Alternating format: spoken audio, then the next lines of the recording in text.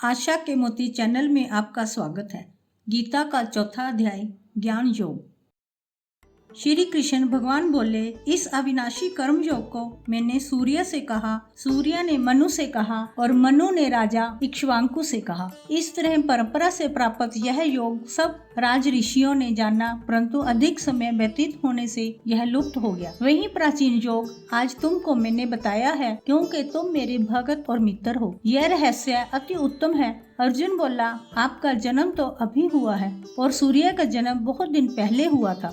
मैं किस प्रकार मानूं कि सूर्य को यह योग आपने बताया था? श्री कृष्ण बोले, मेरे व तुम्हारे अनेक जन्म हो चुके हैं, मुझे वह याद है और तुम भूल गए हो। मैं अजन्मा, अविनाशी, संपूर्ण प्राणियों का स्वामी और अपनी प्रकृति से स्थिर हूँ तथा अपनी माया से जन्मता हूँ। हे भारत, जब जब धर्म की हानि होती है और अधर्म का प्राबल्य होता है, तब तब ही मैं जन्म लेता हूँ। साधुओं की रक्षा, पापियों का विनाश और धर्म की स्थापना करने के लिए प्रत्येक युग में जन्मता हूँ। जो मेरे इस अलौकिक जन्म और कर्म का तत्व जानता है, वह मृत्यु होने पर फिर जन्म नहीं लेता और मुझ में लीन हो जाता है। इस तरह मोह, भय और क्रोध को त्याग कर मुझ में भक्ति कर्म से पवित्र होकर मुझ में मिल गए हैं। जो इस भाव से मेरा पूजन करता है, उसके मैं उसी प्रकार का फल देता हूँ। मैंने चारों वर्णों की सृष्टि अपने अपने गुण और कर्म से की है। सृष्टि का कर्ता मैं ही हूँ, तथापि मुझे अकर्ता अविनाशी जानो। कर्म मुझको वृद्ध नहीं कर सकते और कर्म फल में मेरी कामना नहीं है। इस प्रकार जो मुझको पहचानता है, कर्मों के बंधन में नहीं पड़ता। इसी प्रकार समझाकर प्राचीन मुमुक्षुओं ने भी कर्म किए हैं। अतः पूर्व पुरुषों के पहले ही किए कर्मों को तू भी कर। हे अर्जुन, कर्म क्या है और कैसे किया जाता है, इसके विचार में विद्वानों की बुद्धि भी चकरा जाती है। उस कर्म का वर्णन मैं तुमसे करूंगा, जिसके जानने से संसार के बंधन से छूटकर मोक्ष के भागी होंगे। कर्म, विकर्म और अकर्म तीनों का जानना आवश्यक है, क्योंकि कर्म की गति अति गंभीर है। जो कर्म में अकर्म देखता है, वही पुरुष बुद्धिमान है, वही योगी और समस्त कार्यों को करने वाला है। हे अर्जुन, जो कर्म करने में कोई कामना नहीं रखता है और जिसके समस्त कर्म ज्ञान रूपी अग्नि से भस्म हो गए हैं, उसको ही पंडित कहते हैं। जो फल की आशा छोड़कर कर्म करता है और उनसे आसक्ति भी नहीं रखता है तथा निराशा ही सदा संतुष्ट रहता है, ऐसा मनुष्य कर्मों में घिरा रहने पर भी मानो कुछ नहीं करता है। सब कामनाओं को त्याग मन और आत्मा को वश में कर संसारी प्रपंचों से छूटकर केवल शरीर से काम करते हैं। वे भी कर्म बंधनों से संतापित नहीं होते। दैव योग से जो कुछ मिल जाए उसी में जो संतुष्ट रहता है, जो हर्ष शोक आदि द्वंद्वों से मुक्त है तथा किसी से ईर्ष्या द्वेष नहीं करता, कर्म की सिद्धि या असिद्धि में भेद नहीं समझता, वह कर्म करता हुआ भी उससे नहीं बंधता। जो फल की इच्छा नहीं रखता, वह वासना से दूर हो गया है। ज्ञान में जिसका मन अचल है, जो यज्ञ के कर्म करता है, वह सब कर्म लुप्त हो जाते हैं। हवन करने का पदार्थ भी ब्रह्मा है, आहुति देने वाला भी ब्रह्मा है।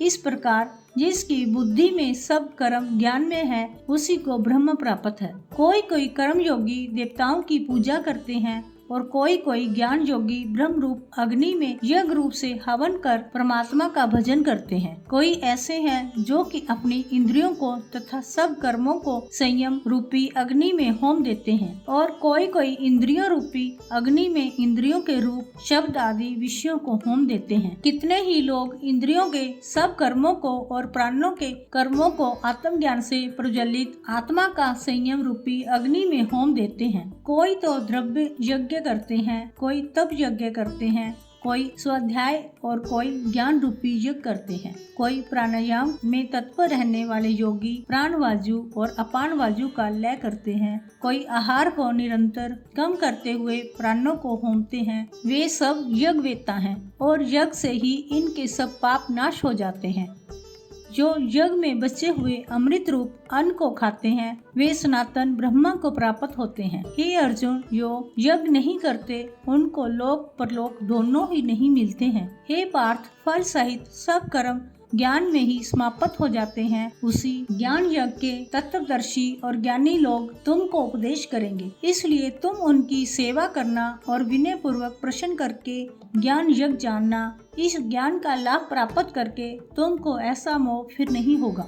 इसी ज्ञान से समस्त प्राणियों को तुम अपने में और मुझ में भी देखोगे। यदि सब प्राणियों से भी अधिक पाप करने वाले हों तो भी ज्ञान रूपी नौका से ही सब पाप रूपी समुद्र को पार कर जाओगे। हे अर्जुन, जिस प्रकार प्रज्वलित अग्नि लकड़ी को जलाकर भस्म कर देती है, वैसे ही ज्ञान रूपी अग्नि सब कर्मों को भस्म कर डालती है। इस लोक में ज्ञान के समान पवित्र और कुछ भी नहीं है। यह ब्रह्म बहुत काल पर्यंत कर्म योग से सिद्ध हुए मनुष्यों को स्वयं ही प्राप्त होता है। जो श्रद्धावान मनुष्य इंद्रियों को जीतकर ब्रह्म ज्ञान में लगा रहता है, वह ज्ञान को पाकर अल्प समय में शांति को पा जाता है। अज्ञानी, श्रद्धा रहित और जिनके मन में संदेह है, ऐसे जो पुरुष हैं वह नरक को जाते हैं। जिनके मन में सदा संदेह रहता है, उनको यह लोक परलोक और सुख कुछ भी प्राप्त नहीं होता। जिसने परमेश्वर आराधन और निष्काम कर्म योग के आश्रय से कर्म बंधन त्याग दिए हैं और ज्ञान से जिसके सब संदेश दूर हो गए हैं, हे अर्जुन, उस आत्मज्ञानी पुरुष को कर्म नहीं। अतः हे अर्जुन, अज्ञान से उत्पन्न हुए